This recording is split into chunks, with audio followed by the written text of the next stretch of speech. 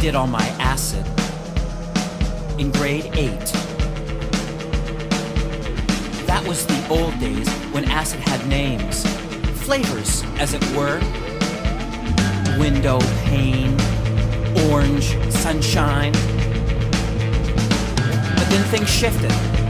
Acid stopped having names, and chips became flavored. That's progress? I can remember a time when you could get orange sunshine, window pane, or purple microdot, but the only chips you could get were plain, or in some stores, red. Cut to the chase. I did all my acid in grade 8.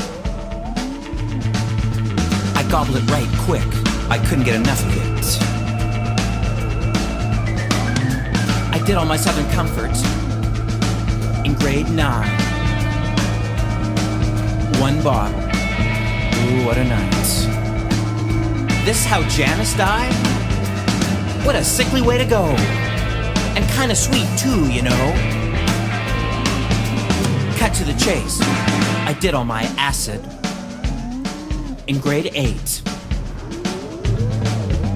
I did all my hash in grade 7. Thought I was gonna say 10, didn't you?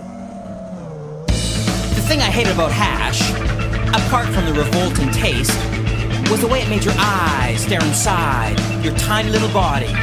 Just sitting there, listening to Uriah Heep. A little of that goes a long way. Same as acid, I guess you could say. Cut to the chase. I did all my acid in grade 8.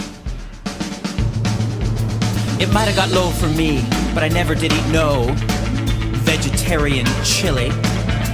It might have got low for me, but I never did consume the Eastern philosophies, which I used to think, was Eastern Canada. Fishermen's philosophies, as in, we'll see. Cut to the chase. I loved all my love in high school. I gave all my love to those 3 separate, cruel, cool queens.